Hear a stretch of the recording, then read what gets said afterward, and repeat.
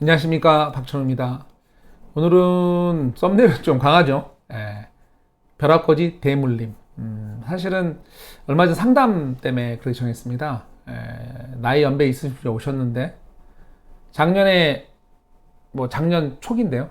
작년 초기에 이제 이 돈 저 돈 끌어모으셔서 집을 사셨나 봐요. 살만한 지역이라 봐서 장기적으로 이제 자식에게 상속까지 생각하시는 거죠. 아들 하나던데 그분이 요즘에 잠을 못 자요. 저것 때문에. 미연준 빅스텝. 미연준의 공격적인 금리 인상 때문에 잠을 못 주무신다고 오셨어요. 정상적인데, 그래서 좀 그 얘기를 그분하고 했던 얘기를 오늘 여기서 좀 가볍게 풀어볼까 합니다.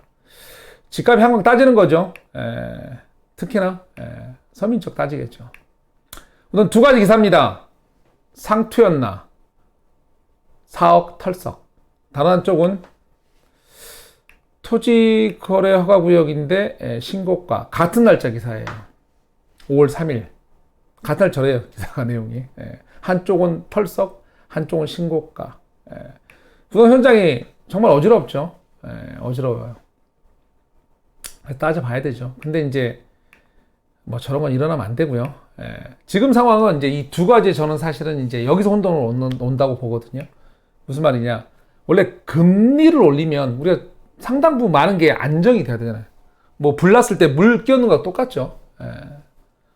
근데 인플레가 상당히 저항한다고 표현할까? 여전히 강력히 가고 있죠. 그런데 우리가 이제 배운 게 이거예요. 인플레가 계속되면 무언가 사야 되죠. 돈의 가치 떨어지니까. 금리가 올라가면 사면 안 되죠. 사면 안 돼요. 이게 지금 이렇게 전쟁 중이잖아요. 이거에 대해서 서민적 작동, 그리고 장기적으로 실제 어떤 집이란 건 어떤 이제 우리가 필수제잖아요. 이게 어떻게 작동하는지 같이 봐야 되는 거죠. 자, 오늘은 이제 우리가 보통 인플레하고 금리는 원래가 인플레 일어나면 금리 인상시켜서 물가 하락, 부동 하락 이렇게 안정화시키는 게 맞죠. 그래서 이렇게 저런 기사 나오는 거 너무 맞는 얘기죠. 왜? 부동 하락할 거니까. 근데 아까 말씀드렸듯이 그렇게 작동이 안 되고 있다. 저 두 가지가. 지금 이거는 미국발 기사인데요. 연준 공격적 금리 인상해봤자 인플레 못 잡는다. 미국 CNBC에서 얘기했던 거거든요. 왜? 물류 대란. 공급 체계가 망가진 문제다. 돈이 많이 풀려서 문제 이전에 돈이 많이 풀렸던 문제가 없지 않죠. 있죠. 근데 그 이전에 공급. 여전히 수요는 있는데 공급 자체가 뭉개지는 거. 지금 상하이 봉쇄도 보시면 뉴스 보시면 아시죠? 공장도 쓰죠. 거기 쓰니까 또 외국인은 물건 짓는 것도 쓰죠. 자, 그래서 이제 이걸로 막을 수 없다. 인플레이션. 이 얘기를 하는 거거든요. 오히려 잘못하면 공급을 더 망가뜨릴 수도 있죠. 인플레 더 자극할 수도 있는 이런 상태가 오는 거죠. 근데 이제 여기서 오늘 제가 금리하고 인플레 전쟁이라 했잖아요. 약간 어려운 얘기인데요. 자, 우선 제가 저울에다 돈 올려놨잖아요. 금리 인상에도 인플레 못 막으면 쉬운 말로 하면요. 인플레 시대 돈의 가치는 어떻게 되죠? 아까 그랬잖아요. 그러니까 금리 인상하면 사면 안 되는 거잖아요. 근데 인플레 시대는 사야 되는 거잖아요. 맞잖아요. 그게 물론 서민적으로 또 어떻게 작동하는지 봐야 되지만 돈의 가치는 어떠냐 이거죠. 이렇게 되죠. 우리 배웠잖아요. 떨어지잖아요. 이 추진적으로 되는 거죠. 보통 돈의 가치란 게. 저게 막 올리고 이렇게 막 금리 올리고 모든 방안을 해봤는데도 인플레 잘 안 막아져. 그러면 이제 보통 마지막에 하는 국가가 하는 행동이 뭐가 있죠? 화폐 개혁.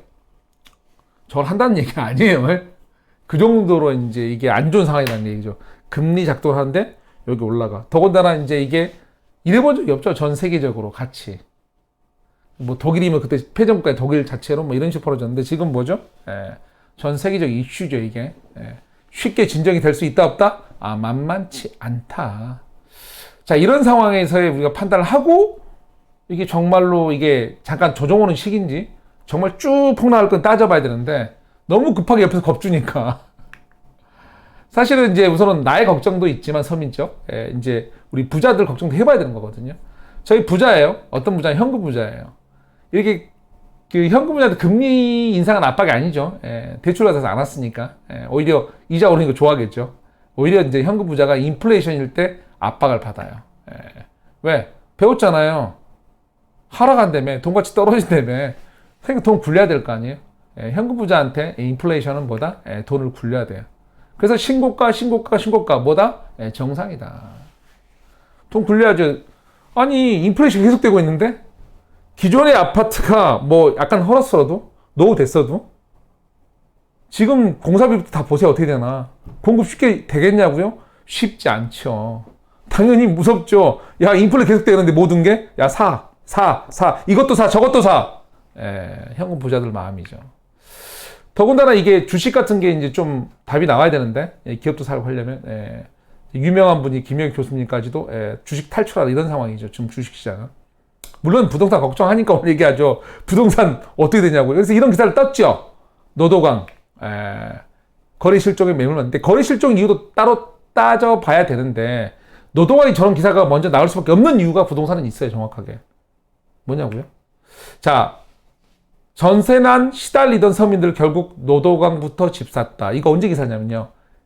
2020년 기사예요. 즉, 그 당시에 돈을 끌어모으고 대출을 받고 샀던 사람들을 다 힘들어서 전세난 때문에 집을 샀다. 실수요자다. 돈 많을까요, 현금? 아니죠. 금리 인상 영향을 받죠. 당연히 지금 쉽지 않죠. 물건도 나올 때도 있지만. 자, 이런 질문 던지면 돼요. 노도광의 현금 부자 많을까요? 압구정은 현금 부자 많죠. 원래 그렇게 만들어 놨잖아요. 대출도 안 되게. 당연히 금리 인상 영향 안 받죠. 오히려 인플레 걱정을 하겠죠. 아까 말대로. 인플레는 부자는 배웠다니까요. 은행에 돈 넣으면 안 돼요. 자, 노도광은 어떤 수업인 지역이죠? 현금 부자가 적잖아요. 저 지역은. 실수요자가 많잖아요. 여러분 지역 볼 때 그렇게 분석하는 거예요. 당연히 흔들리죠. 조정받을 수밖에 없죠. 그러니까 지금의 뉴스들은 모두 다가 정상적인 뉴스예요. 금리 인상은요, 서민을 공격합니다. 부자 공격하냐고요? 부자 통장에 돈 많은데 이자 올라가는데? 인플레는요, 물론 서민도 공격하죠. 생필이 힘드니까. 근데 중요한 이슈는 압박을 해요. 누구를? 부자를. 아까 보셨잖아요. 인플레 뭐 한다고요? 돈의 가치가 떨어진다. 이 말씀을 드린 거거든요. 지금의 상황은 뭐다? 다들 정상이다. 따질 건, 자, 영끌이 따질 건 뭐다? 그러면, 자, 지금의 조정받는 것도 과거에 우리가 기록들, 돈 없는 서민들이 가서 대주 샀으니까 그렇게 조정받는 거 이해가. 중요한 건 지금부터죠. 우리가 진짜 이렇게 패닉이 빠져낼 상황이냐? 앞으로 쭉 꼬라박을 거냐? 아니냐. 자, 7억 주고 산 아파트가 노도광 영끌 집주인들 비명. 아, 그쵸. 대출 받고 있으면 비명 나오죠. 그런데 질문. 전세 대출은 부담 아니죠. 아닌가요? 전세랑 대출도 똑같이 많이 올랐잖아요. 자, 근데 지금 상황은 인플레이션 어떻다? 안 잡혔잖아요. 앞으로 잡힐 거다? 쉽지 않죠. 누가 요즘에 금리 많이 올린다고 인플레이션 쉽게 잡는다고 누가 얘기해요? 경제적 어느 누구도 얘기하지 않죠. 제가 지금 말이 급해요. 이게 쉽지 않거든요. 그러면 매매는 이 인플레이션 시대에 해치를 하죠. 그 리스크를. 물가 상황에서. 저거는 아무것도 못하죠. 우선은. 그러면 자, 전세값이 앞으로 떨어질 거냐라는 보장이 있으면 매매 잘못한 거죠. 분명히. 저 지역에 주택 공급이 원활할 거냐, 뭐 새로 이주 없이 무조건 지어질 거냐, 그러면 잘못 산 거죠. 노도광 지역의 상황이 어떠죠? 장기적 추세에서.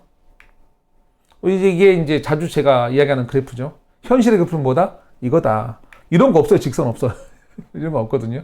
우리는 항상 이제 이거 가지고 따지죠. 이거 가지고. 장기 추세를 알아보기를 하지만. 중요한 건, 자, 노도광 지역들, 서민 지역들, 지금 수도권 내에서 특히, 서울 내에서, 재고주택 상황 어떻나요? 없다며. 없어서 상기 신도시고 뭐 다치고 난리라며. 없어서 재건축 재개발 다 완화한다며. 완화하기, 이제 가격 뛰니까 완화를 주춤은 하지만, 저건 안 바뀌었잖아요, 여전히. 뭐? 재건축 부족한 건 여전히 똑같아요. 필수예요. 임대주의 그러면 어떻게 돼요? 사업이 늦게 갈수록 집 부족한 건 여전히 똑같기 때문에 임대주의는 안 좋아지겠죠. 보나마 대부분의 도심사업 특징이 뭐다? 다 부신다니까요. 재개발, 재건축 핵심은 다른 거 없어요. 핵심 딱 하나 뽑으라 하면 돈과 사람을 주위에 뿌린다. 인플레이션. 아니, 멸치식구 쫓아내야 되잖아요. 사람도 뿌리고, 돈도, 이 집이 왕창 뿌리잖아요. 그래서 정책 추이도 어떻다? 지금까지 봐선 조정하는 건 뭐냐면 우리가 사실은 일부 지역들 뭐 작년에 제가 몇 번 얘기했어요. 과하게 올랐다. 당연히 조정받잖아요. 다지기를 하는 거잖아요. 이게 뭐 이렇게 누르듯이 땅을. 근데 그 다음에 이제 집을 누른다면 튼튼하게 올라가죠. 이게 얼마 폭등한다 이 얘기는 않겠습니다만 지금 상황이 폭락이 전조다. 이건 전혀 보이지 않는 거죠. 왜? 우리가 문제 삼았던 재고주택 부족이 해결되지 않았고 우리 정책에서 그 지역의 주택을 공급 안 하려고 한다? 아니죠. 다 부시고 어떤 사업을 하고 뒤집어 엎으려고 하고 있죠. 제일 중요한 거 뭐죠? 노동항에서 위치. 농원구, 강북구, 도봉구 상기 신도시보다 떨어지나요? 거기 인프라보다 떨어지나요? 강남은 안 좋고 멀어요. 제가 알아요. 잘 사도 멀어요. 뭐 가보면 멀어요. 진짜로. 개발할 것도 좀 있는 것도 알아요. 그런데 우리가 말하는 상기 신도시들 발표한 것들 보다 위치 떨어지나요? 아니잖아요. 거기 사람 안 사나요? 상기 신도는 그나마 부작용이 별로 없어요. 쫙 밀고 맨땅 밀고 사람 얼마 안 사니까 짓는 거죠. 저기는 사업 지려면 사람들 이주하고 뭐하고 돈 풀리고 뭐 부작용이 엄청 많은 곳이죠.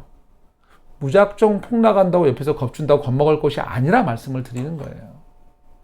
지금 어떤 상황이 폭등한다 쉽게 말할 수 있는 건 아니에요. 저도 쉽게 말해요. 그러나 어찌됐든 간에 현장에 장기 추세 요인들을 감안할 때 보면 폭락 신호는 아직 안 보여요.